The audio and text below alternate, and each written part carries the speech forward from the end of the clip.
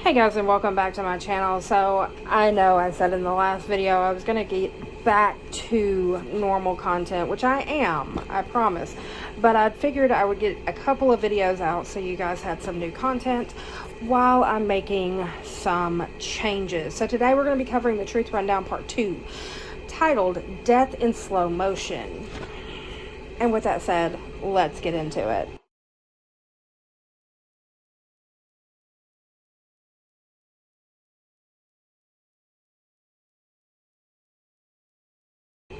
At a ceremony at the Fort Harrison Hotel in September of 1995, Lisa McPherson was designated, quote, clear, meaning that through Scientology counseling, she had rid herself of all interferences from troubling memories buried in her subconscious. 2 months later, she had a nervous breakdown. After 17 days in Scientology care, she was dead. This portion is written by Thomas C. Tobin and Joe Childs. It was originally published on October 17th of 2019. The night after Lisa McPherson died, the leader of Church of Scientology sent word to one of his top lieutenants to wait by a payphone at the Holiday Inn Surfside on Clearwater Beach. When Marty Rathbun answered the ringing phone in the lobby, David Miscavige let him have it. Why aren't you all over this mess? The police are poking around. Do something. Yes, sir, Rathbun said. McPherson, a 36-year-old parishioner in apparent good health, had spent 17 days in a guarded room in the church's Fort Harrison Hotel. Scientology staffers tried to nurse her out of a mental breakdown, but she became ill. She drew her last breaths in the back seat of a van as they drove her to a hospital in the next county. Her death on December 5th of 1995 triggered 9 years of investigation, lawsuits, and worldwide press coverage. Alive on the internet, it stains Scientology's reputation still. And as it fucking should, because Scientology is not a group of trained people who can deal with a mental breakdown or any resulting illnesses from said mental breakdown.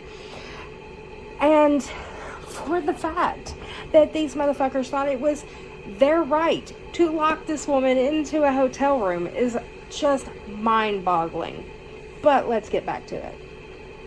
Now, for the first time, comes an inside account from the upper ranks of Scientology, from the man who directed the church's handling of the case. Rathbun, who defected from Scientology staff in late 2004, admits that as prosecutors and attorneys for McPherson's family prepared subpoenas, he ordered the destruction of incriminating evidence about her care at the Fort Harrison. Because, of course, cover Scientology's ass at all means possible.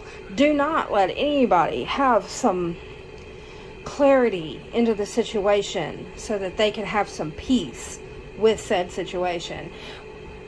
He and others who'd left the church disclosed for the first time that Miscavige was involved in McPherson's Scientology counseling just weeks before her mental breakdown, they said. It was the leader himself who determined that she had reached an enhanced mental state that Scientologists call clear. For years, Rathbun was adamant that the church did nothing wrong.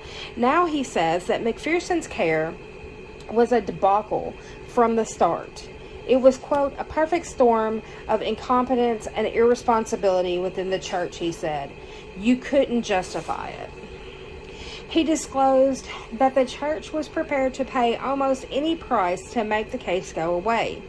He said he sent an emissary to McPherson's funeral in Dallas with authority to give her mother, Fanny, whatever she wanted. The approach was rebuffed because the family didn't trust the church. Fucking go figure that. The family didn't trust the church that killed their daughter. Quote, whether it was financially or any other thing, we're taking care of that woman because it was on our watch. If she needs $5 million, we would have come up with $5 million. Church officials say Rathbun is a bitter ex-member who inflated his importance in Scientology and whose motives are suspect. They said Miscavige demoted Rathbun in 2003 and part of missteps he made in the McPherson case. A settlement agreement with the woman's family forbids them from providing specifics, said Monique Yingling, a longtime Scientology attorney and friend of Miscavige. Still, she said that Rathbun botched the case from the start and possibly caused the whole thing. A little fender bender is the next section of this. McPherson joined Scientology in Dallas, her hometown, when she was 18. She worked for a marketing company owned by Scientology friends. The company moved to Clearwater in 1994 to be near the church's spiritual headquarters, and McPherson came too. Shortly before 6 p.m. on November 18th of 1995, her Jeep Cherokee ran into a boat trailer stopped in traffic on South Fort Harrison Avenue. McPherson, frantic, walked up to the driver pulling the trailer, put her hands on his shoulders, and asked, quote, "Where's the people? Where's the people?" Firefighters had her move her car to the side of Bellevue Boulevard. She signed a statement saying she did not want medical care. As officers and paramedics tended to other duties, they saw McPherson had stripped off her clothes and was walking along Bellevue. They took her to Morton Plant Hospital, where doctors discussed having her committed for psychiatric evaluation under Florida's Baker Act. But Scientology considered psychiatry and psychiatric drugs evil. The church believes it offers less intrusive and more humane treatment for problems of the human mind, because these untrained, uneducated motherfuckers know more than people that went to school and have studied these things. Because reasons, right? I mean, I would rather a hospital look at me than some Joe Blow off the fucking street.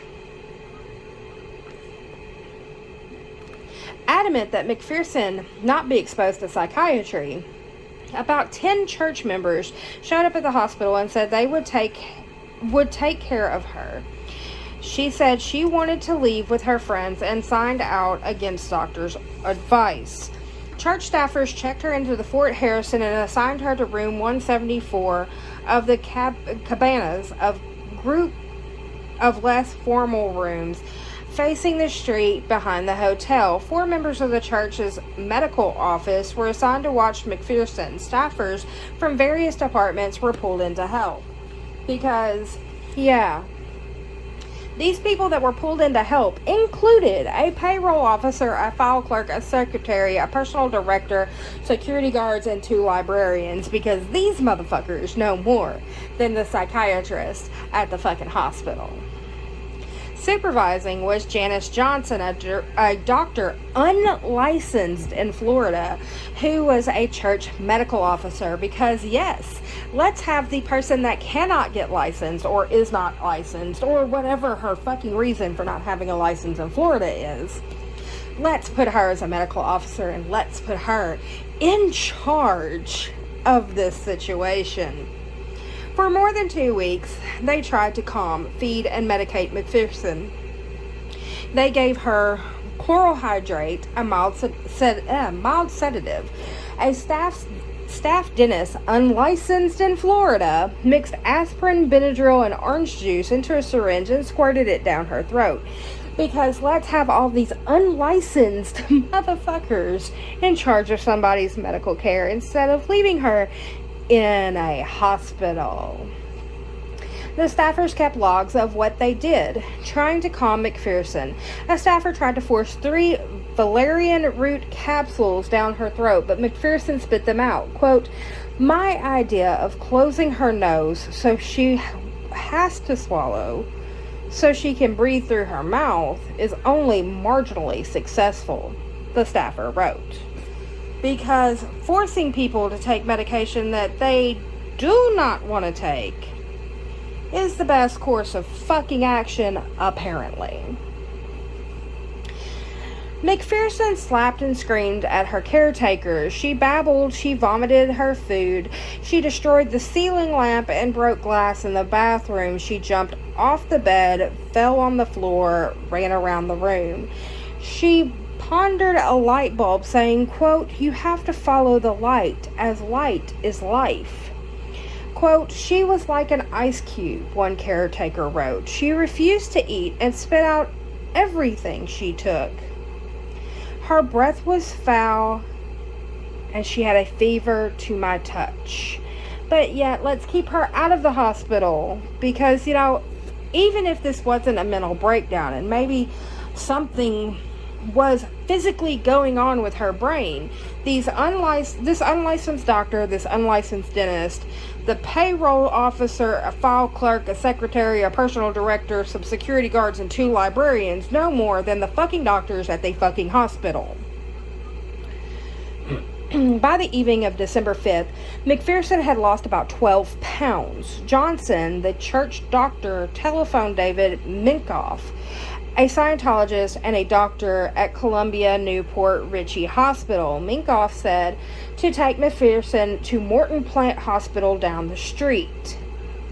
But Alan, I'm going to butcher this name, Kardzinski, a church counseling supervisor, told Minkoff he feared that McPherson would be exposed to psychiatric care at Morton Plant, and Johnson assured Minkoff that McPherson's condition was not life-threatening.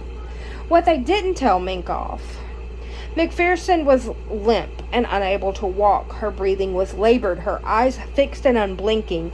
Her face was gaunt, a sign of severe dehydration. So, not only have you been holding this woman against her will for 17 days, thinking that you're fucking better than a hospital, but you've also let her condition rapidly decline. Losing 12 pounds in 17 days is extreme. For the fact that she's got a fever to the touch shows that there's a problem. And for the fact that she is not taking in anything and she is vomiting, you should have guessed she's going to dehydrate at some point. I mean, that is common fucking sense. Minkoff agreed to see her. With McPherson in the back seat of a van, her caretakers drove 45 minutes to the Pasco Hospital, passing 4 other hospitals on the way. They rolled her into the ER, splayed across a wheelchair. She had no pulse, no heartbeat, and was not breathing. Minkoff pronounced McPherson dead. He took Johnson aside and yelled at her. Quote, "I was shocked out of my wits," he said later. "I really wasn't in the mode of finding out what happened. I was more in the mode of," quote, "how could you bring this person up to me like this?" And again, that is because these people think they know more than doctors. And just because you have a problem with psychiatry or psychiatrists or psychiatric medications doesn't mean that you know a goddamn thing about people having issues. Her quote-unquote psychiatric break could have been caused by a virus, by some sort of illness that nobody knew about, something. So let's move on to Miscavige's role. Scientology employs a unique brand of counseling called auditing. In a quiet room, an auditor asks the parishioner prescribed questions while monitoring a device called a electropsychometer or e-meter. Scientologists say there is a, quote, charge associated with the areas of upset in a person's life, such as marital conflict or childhood accident. When such topics come up, the e-meter's needle responds. The act of locating the trouble episode dissipates the charge, and the needle floats back and forth. The person is supposed to feel better. One goal is to reach, quote, clear, a state where the mind's negative images are gone and a person said to be rid of all fears, anxieties, and irrational thoughts. John Travolta, Christy Alley, and Tom Cruise are among the celebrities who have extolled the benefits of Scientology. Parishioners from around the globe travel to Clearwater to be audited by the best. Scientologists come for the deluxe accommodations and the top flight, quote, class 12 auditors, whose services, Rathman said, cost $1,000 an hour because reasons, you know. But back in 1995, Rathman says even the church thought most of its Class 12 auditors were not worth the money. They were burned out. Their sessions wrote and uninspired, like a doctor with a poor bedside manner. Quote, "These guys are all overweight they're obese, they've got back problems, they don't sleep enough, he said. And one of the problems I realized is for 15 to 20 years, they're cash cows. He said they were, quote, just getting milked non-stop. Rathbun and others say Miscavige was in Clearwater in 1995 and launched the, quote, Golden Age of Tech, an initiative aimed at raising the quality and precision of auditing in Scientology's Mecca. Rathbun said he was assigned to help. Miscavige would look in on a parishioner auditing session from a control room with video feeds from multiple counseling rooms. One of the parishioners was Lisa McPherson. Quote, he's watching live with the video cameras every session that she's in and supervising, saying, do this next, do that next, and so forth, said Tom DeVoch, a top church executive in Clearwater who has since left the church and is speaking out for the first time. The folder containing records of McPherson's auditing history came in and out of Miscavige's office, said DeVoch, whose office was next door, and who had overseen the renovation of the leader's living quarters. Don Jason, then a high-ranking officer at the Clearwater Spiritual Headquarters, said he saw Miscavige take off his headphones and say McPherson had achieved the state of clear in a previous session. Jason, 45, says he saw the leader write a note that McPherson's auditor would read to her, informing her of her new status. Scientologists who are, quote, clear, don't go psychotic, Jason said. So for a person to have a breakdown so soon after was a, quote, huge problem. And of course it would be, because people that are clear are not supposed to have any problems. Now, like I said, she could have totally had something medically wrong that made her go, woohoo. But even if it wasn't, if it was not a medical problem, and it clearly was a mental issue, that shows the fucking church doesn't do what the fucking church says it does. So, again, still a problem. Church officials say DeVoch and Jason are wrong. Quote, I can tell you that utterly, totally false, said Angie Blankenship, a top administrator in Clearwater from 1996 to 2003. I was here, chairman of the board. Miscavige wasn't even here at the Flag Land Base during that time. He's a liar. Never happened. Yingling and church spokesman Tommy Davis also said Miscavige was not in Clearwater at the time, and they say they have minutes of meetings he attended in California to prove it. They also question how DeVoch and Jason, almost 14 years later, could remember anything about a woman who then was just another parishioner. Oh, I don't know. Maybe it sticks out in their mind because it was a life-changing event because a woman died. See, that's the thing with memory. Like, yes, it's hard to remember minute details of your everyday life for the rest of your life. But life-changing events, you remember everything. You remember the smell in the room when it happened. You remembered everything that came up to that moment because it was a life-changing event. And Jason said the moment stood out because staffers required special training and refresher training to be able to identify when someone becomes clear. Quote, so it did strike me as like, wow, that Miscavige had that expertise. Not only that, quote, I was standing right next to him when it happened, said Jason, who left the church in 1996, but still finds Scientology valuable. Quote, this is a huge deal, DeVoch said to Miscavige's involvement. There's no way not to remember it. DeVoch said he worked closely with Miscavige during that time. He said the leader zeroed in on McPherson because she was having issues with her counseling and was the friend of a prominent church member.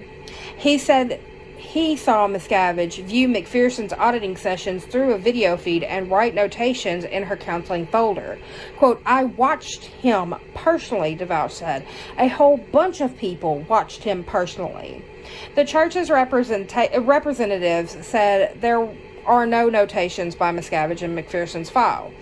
In any case, they said Miscavige would have been qualified to supervise McPherson's case had he been so inclined. Quote, he's an expert in every field, said Jessica Felschbeck, a church spokesman.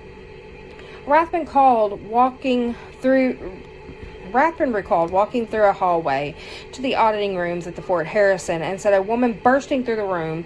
She's going, ah, yahoo! She's screaming at the top of her lungs, he said. It was McPherson, cheering about the news that she had been deemed clear. Her accomplishment was celebrated in a ceremony at the Fort Harrison in September of 1995. By mid-November, she would be back at the hotel babbling to caretakers.